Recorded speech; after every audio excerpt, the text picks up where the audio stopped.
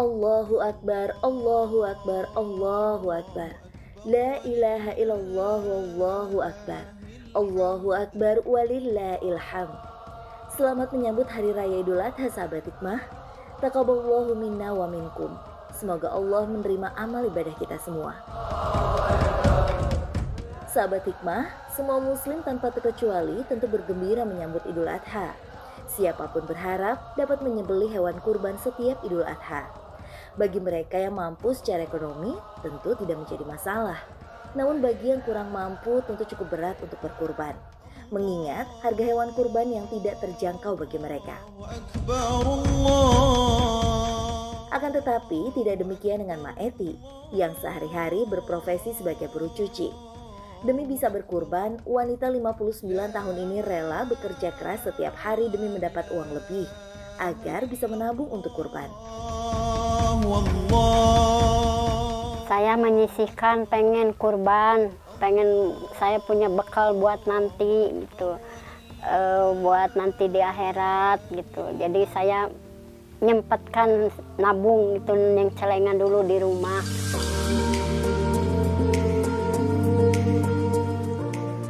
Mak Eti mengumpulkan sedikit demi sedikit hasil kerja kerasnya untuk membeli hewan kurban setiap Idul Adha. Bagi Mak Eti, tak apa hidup sederhana asalkan bisa menjalankan ibadah kurban. Dengan diantar dan dibantu pengurus masjid, Mak Eti berangkat ke tempat penjualan domba musiman yang berada di pinggir jalan di sekitar kampungnya. Memilih domba untuk kurban seolah menjadi kebahagiaan tersendiri bagi Mak Eti. Domba seharga 3,5 juta rupiah inilah yang insya Allah akan jadi saksi untuk Mak Eti di hadapan Allah kelak.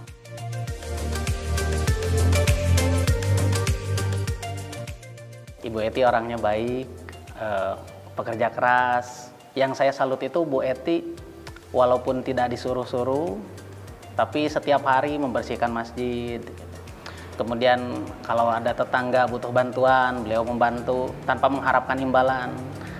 Tapi kalau sekalinya ada yang mengasih, nah pasti menyisihkan sebagiannya untuk kurban. Masya Allah, itulah jika iman menjadi landasan setiap perbuatan.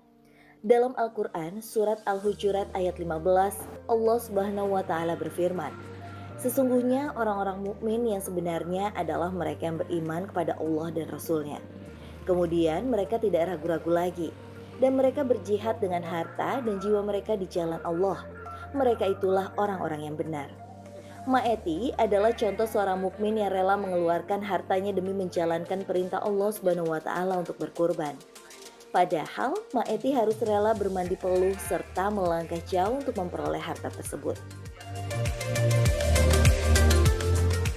Mak Eti dikenal sebagai buruh cuci panggil di wilayah tempat tinggalnya di Rancakole, Kabupaten Bandung. Pekerjaan ini ia jalani sejak suaminya terkena stroke 16 tahun silam. Kini, setahun setelah meninggalnya sang suami, Mak Eti tetap menjadi buruh cuci.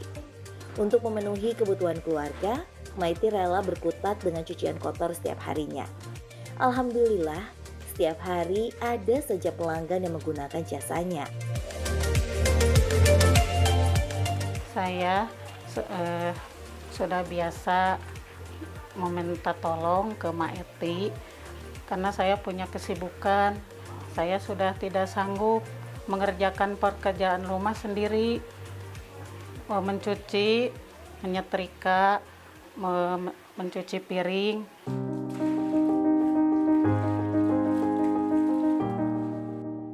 Mak Eti mencuci sekitar 3 ember cucian setiap hari. Hal ini tentu bukan pekerjaan yang ringan. Butuh 2 jam untuk menyelesaikan pekerjaannya mengingat tenaganya tidak lagi kuat seperti saat muda dahulu. Akan tetapi, Mak Eti selalu berusaha menyelesaikan pekerjaannya dengan baik. Meski menggilas dengan tangan, ia berusaha agar tidak ada noda yang tertinggal di pakaian yang dicuci. Setelah cucian dijemur, Mak Eti pulang ke rumahnya. Sore harinya, Mak Eti kembali ke rumah pelanggannya untuk menyetrika cucian yang sudah kering. Mak Eti tak pernah mematok harga untuk jasa cucinya. Ia menerima dengan ikhlas berapapun yang pelanggannya berikan. 15.000, kalau 2 hari 30, Itu juga kalau ada, kalau nggak ada mah nggak dapat upah. Gorengan, barade gorengan. Di sela waktu menunggu pakaian pelanggannya kering, Maeti mencari tambahan penghasilan dengan menjual gorengan milik salah satu tetangganya. Berjalan menyusuri gang, berkeliling kampung ke kampung menawarkan gorengan sudah ditekuninya sejak 16 tahun silam. Biasanya tak banyak gorengan yang Maeti bawa. 20-30 gorengan sudah cukup baginya. Selain karena tenaganya sudah banyak terkuras untuk mencuci, Maeti khawatir jika gorengan tidak laku, ia akan merasa tidak tega pada tetangganya, si pemilik gorengan tersebut. Setiap satu buah gorengan yang terjual, Maeti mendapatkan keuntungan sebesar Rp200. Maka berarti dari menjual gorengan ini, ia hanya mendapat maksimal Rp6.000 saja setiap harinya. Setelah berjualan gorengan, Maeti harus segera kembali ke rumah karena cucunya, Rianti, sudah menunggu. Ya, saat ini Maeti tinggal bersama Rianti, cucu satu-satunya. Sejak orang tua Rianti berpisah 3 tahun yang lalu, Rianti diasuh oleh Maeti. Hampir semua kebutuhan Rianti, Maeti yang memenuhi. Ayah Rianti yang merupakan anak sulung Maeti bekerja menjadi kuli bangunan di luar kota.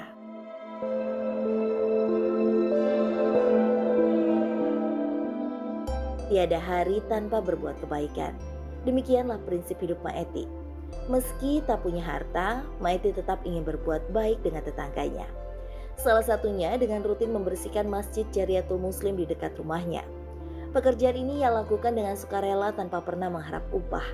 Ia hanya ingin di hari-hari masa tuanya diisi dengan ibadah dan berbuat kebajikan. Saya mah nggak mengharapkan, yang penting saya ibadah buat kita, bekal saya nanti itu. Saya suka ada yang nyuruh-nyuruh gak mau dikasih upah, makasih. Kalau enggak ya saya ibadah aja. Kalau ada yang nyuruh-nyuruh, suka nganter ke yang sakit, suka nganter ke rumah sakit. Nanti saya juga mungkin sama orang, kalau kebaikan saya pasti orang juga dibalas lagi kebaikan.